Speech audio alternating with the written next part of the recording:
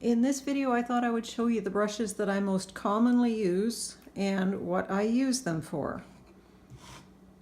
These brushes are the ones that I'd really have a hard time living without. I use them all the time for my painting, and each one has a specific purpose. So this one is a small filbert brush, and that is what I use for the scrubbing in of my oil paints.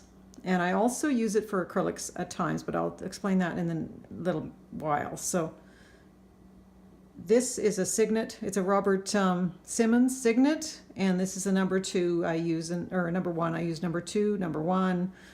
For the small areas, I'll use a bigger one for other areas. In the second layer of my oil paintings, I add a little bit of water-soluble linseed oil, and I use one of these two brushes. They're soft synthetics, and I've tried several brands and stiffnesses, and these are the ones I like the best. So this one is a Princeton Umbria, and it's a flat. This is a number 2, and this is the most common size I use, and it's a 6200F. There are also other numbers like a 6300, and it's a little bit stiffer. I like the 6200F. F is for flat. This brush serves a similar purpose. It's just a little bit different shape and maybe a little bit stiffer. And this one is a Galleria. It's a Winsor Newton brush, and it's a long flat as well.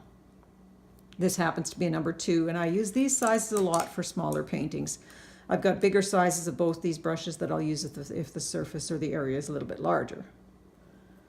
This is a brush that I have started using recently, and I really like it. It's the same type of brush, a 6300, as this one, a Princeton, but the shape is different. It's a dagger brush.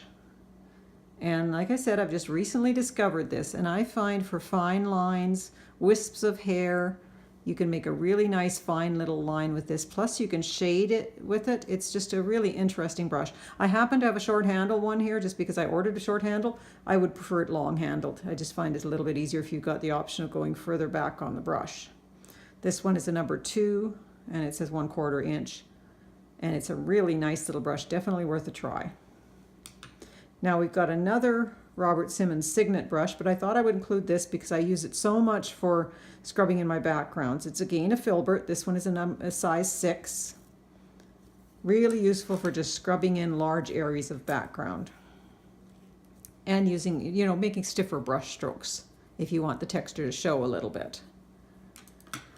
If I'm blocking in a large area in acrylic, I will use this soft synthetic brush. This one is from Dick Blick. It's a Winsor Newton University flat, and this one was done in partnership with Dick Blick, but you can get different kinds of flat brushes that are a soft synthetic. And I don't think you have to be too picky about this. This one is, some of these brushes I really like just those, but this one I think I'd use almost any soft flat, but I like this one. Now for my the painting in the acrylic, often I like to use a round, which I often flatten as I paint, thinning the paint down as I go. This one is a size 6. I will do a whole painting with just one size brush often, and sometimes I'll just use the one brush because you can rinse it out as you go with acrylics. When I'm working in oils, I've got dozens of brushes on the go. I probably will use 4 or 5 of these little scrub-in brushes with each painting, and when I get going on the second layer, I've probably got about 7 or 8 of the soft synthetics going at once because I change brushes when I change color. And when I'm working with the acrylic, I'm just always dipping in the water and rinsing it out. So I can use the same brush through the whole painting. I like a size 4 or 5 for small paintings, and I go a little bit bigger for the larger paintings. You can work out a really nice fine point. You can flatten it out to do larger areas. It's good for scumbling and for painting in areas. Here's a little brush that is just, it happens to be a little sable brush. And the only purpose I use that one for is for my signature. Just a nice little fine brush to sign my paintings. If I'm going to do extra fine detail in eyes or something like that, I'll use this shape of brush, but a smaller one, like a number 3. But I never do anything with a brush this small unless it's just my signature. As I mentioned, sometimes when I'm painting an acrylic, I'll use this stiff brush. Now you got to watch with these because you can't leave them sitting in the water. The natural bristle doesn't really work great at all sitting in water. But I have found lately that when I'm doing my acrylics, if I have the paint stiffer, I can create the illusion of detail without putting in every little brush stroke. And I will show you this in a step-by-step of a gray horse that I'm doing. And I can show you a little bit more about that and how the paint works. The purpose of the stiffer brush is it just carries a little more paint. You can scrub it a little bit, but in order to keep the brush from drying out, I put it between in a folded piece of dampened paper towel if I'm not using it. And I'll just leave it laying with just enough dampness to keep it from drying out if I'm going to switch to a different color brush. So those are the painting brushes. These brushes I use for varnishing. This is a nice soft synthetic brush. It was just a private label, so you won't need to look for this exact same brush.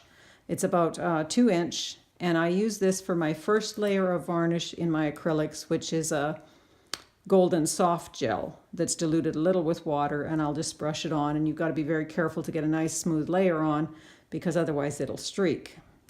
You've got some time, and it's not that hard. If you miss a spot, you let it dry and you go in and put that spot on, and it's okay. But it's hard to get a really, really nice smooth varnish with acrylic unless you give it a second layer.